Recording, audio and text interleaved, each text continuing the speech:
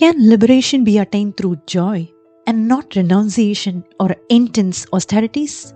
Sage Agastya dared to ask a question no one else had. Is there a way to reach the highest truth without giving up the world? His answer came from none other than Lord Hayagriva, the divine embodiment of wisdom, who revealed a path so profound even Lord Shiva once sought it. In this sacred episode, the truths unfolds about the oneness of the self, the power of Devi, and a divine mantra that doesn't just show the path to liberation but hastens the journey itself. Welcome back to the Lalithopakyanam Series, a journey into the heart of the Divine Mother's wisdom as revered to Sage Agastya.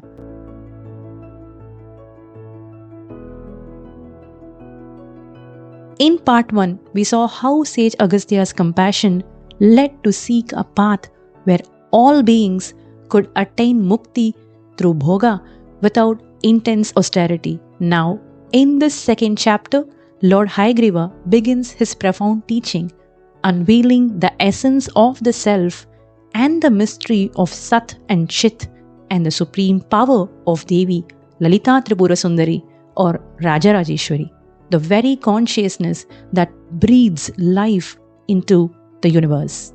If you're new here, make sure to check our previous episode on Lalithopakyanam, linked in the description, to get a foundational understanding of this series. In the previous episode, we explored why the story of Lalita Devi is not just sacred, but a transformative path to liberation. We saw how Sage Agastya, troubled by the suffering of people clinging to transient pleasures, performed deep tapas in Kanchipuram, seeking a way for beings to attain mukti through bhoga, liberation through joy and not renunciation. Moved by this selfless prayer, Lord Hayagriva appeared in the radiant Chitakasha and began to reveal timeless wisdom. O Agastya, your penance was born of compassion and not desire. Long ago, Shiva, then Brahma, and later Durvasa asked me this very question. Now it is your turn and I shall answer, but first know me, he said and continued. I am the source of all creation, the one behind Brahma, Vishnu and Rudra. I am beyond the three gunas and yet I uphold them all. I am the Atma, the self in all beings, manifest and unmanifest. I exist in two ways, as Sat, the formless, silent, eternal presence, and as Chit, pure consciousness, the energy that moves all life. But truly, Sat and Chit are one. Sat Chit Ekam Brahma, he continued. Union with my unmanifest form is extremely rare. It demands unwavering self-restraint, self-sacrifice, and the burning of all karmas, good and bad. This jnana is the fruit of deep tapas, and the path is hard, suited only for a few. But my manifest form, the divine energy, the living consciousness, is attainable through two means, through karma and karma tyaga. Again, the path of renunciation or karma tyaga is difficult. But the path of action, that is karma, done with right understanding, that is seeing Sat and Asat clearly in all things, is safe, powerful and open to all. Then came the most sacred revelation. This living energy of me, this Chit Shakti, is none other than Devi Lalitha Tripura Sundari or Rajarajeshwari herself. She is the Atma-Shakti within all beings. This clearly reveals that Lord Vishnu and Lalita Devi are not separate. They are one and the same divine essence in different forms. In future episodes, we'll explore the twin Shaktis and the hidden origins of the Trinity gods and goddesses. Now back to the narration, Lord Hayagriva continues. She exists as gross, subtle, and causal, yet she is one. Nothing moves, thinks, or lives without her, and all are free to worship her. She is the power of the soul itself. Even a single moment of sincere meditation on her form. This is the most important advice to be taken. Even a single moment of sincere meditation on her form removes all evil and brings immense prosperity. So this is the most important takeaway from this conversation, and this answers not only the question posed by Sage Agastya, but also the silent longing of all souls like us, yearning for her grace. Lalita is the feminine form of Lord Vishnu. Both are one and the same. Worshipping her is a direct method to attain everything, including her supreme grace. And to help seekers reach her faster, Lord Hayagriva offered a sacred shortcut, a yukti marga, a mystical method. It is the Panchadashakshari mantra, the 15-syllabled Moola mantra, also the Sukshma Rupam of Lalita Tripura Sundari herself. Now before we continue, I wish to share something important. The Panchadashakshari mantra or Panchadashi mantra is not something to casually explore or practice without guidance. It must be received through proper initiation from a guru. It is not meant for random repetition or experimentation. If you haven't been initiated, don't worry.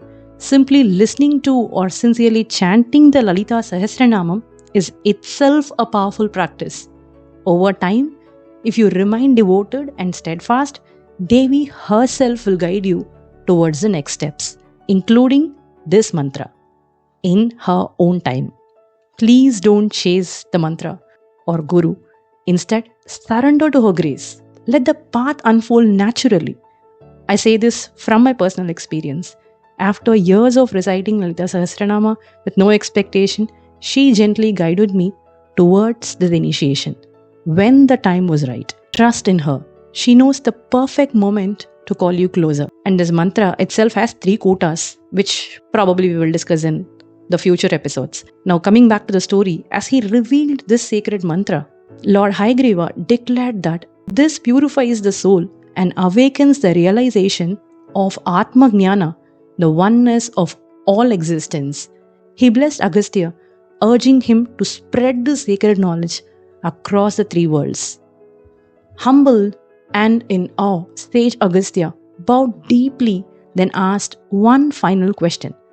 O Lord, what is Lalita Tripura Sundari's earthly or gross form? Why did she incarnate? What leelas did she perform? And what is their inner meaning? To this, Lord Hayagriva replied, these sacred mysteries will be revealed to you by Maharishi Hayagriva, born of my own radiance, a sage of pure wisdom and compassion. So to give you more context on this, the Lord Hayagriva, who appeared earlier in the radiant Chidakasha, the superconscious sky, now descends to the earthly plane to guide his disciple. From his own divine radiance, he manifests as Maharishi Hayagriva, taking a physical form to reveal the supreme glory of Devi. This sacred moment takes place in Kanchipuram, where sage Agastya lovingly welcomes his guru into his ashram. It is here that the revered Lalita Sahasranamam and the Lalita Trishakti Stotra are later revealed, and not in Tirumaichur as commonly believed, but in what is now known as the Upanishad Brahmendra Matam in Kanchipuram. While Devi in Tirumaichur is undoubtedly divine and powerful, it was here in Kanchi that the sacred narration and the mantras were truly imparted. With this background, let us now return to the unfolding story. And with that, Lord Hayagriva vanished into the ether. To Agastya's astonishment, Maharishi Hayagriva appeared next to him. With reverence, the sage welcomed him, offering a seat, and asked, O Seer of Truth, please tell me about Lalita Tripura Sundari, her divine origin, her many forms and leelas through which she blesses the worlds. The Maharishi smiled and began, Listen, O sage, the beginningless mother the self of all, first arose from the flames of Chidagni. When the Devas surrendered themselves completely, she emerged as Kameshwari and revived the Devas in brighter forms and fulfilled their divine mission alongside Kameshwara. In her second avatar, she became Mohini during the churning of the Milky Ocean. So enchanting was her form that even Lord Shiva, untouched by desire, was drawn to her. From that union was born Dharmashastra, known today as Ayyappa. Shocked, Agastya asked for more, and Maharishi Hayagriva said, to understand this Leela, we must go back to the curse of sage Durvasa upon Indra, the king of Devas. And we have already explored this story from Durvasa's curse to Mohini giving the Amrita in our Samudra Manthan video. This video is linked in the description below. Please excuse us for the audio. It was an AI voice, but I hope it will give you all the clarity. If not, please let me know. We can try to re-upload this video as well. But what happened after that incident? What is the true story behind Ayyappa's birth? A tale often misunderstood. And what other Leelas did Maharishi Hayagriva share? Not just stories, but keys to understanding Ambal's supreme nature. These are not mere legends. They prepare us to receive the deeper truth behind the Bandasura Samharam. Because only when we begin to understand her avatars and Leelas can we truly grasp the deeper essence of the Bandasura Samharam, a cosmic event that is not just an outer war, but a reflection of something unfolding within us even today. And only then can we truly receive Devi's complete grace.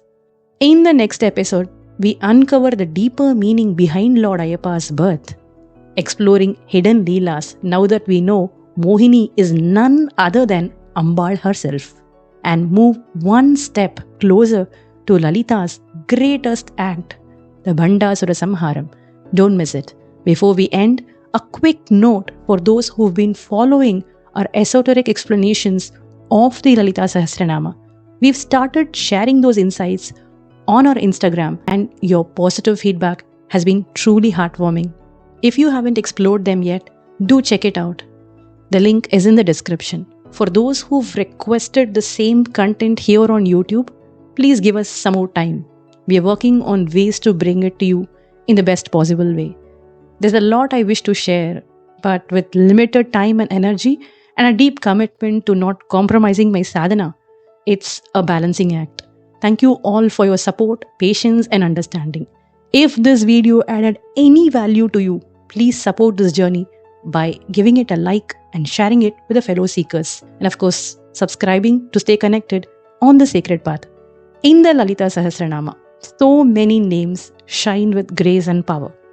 Which name of Lalita Devi is your favorite and why? Share it in the comments. We'd love to know what speaks to your heart. Thank you for watching. May Devi Lalita's grace guide your path with truth and devotion.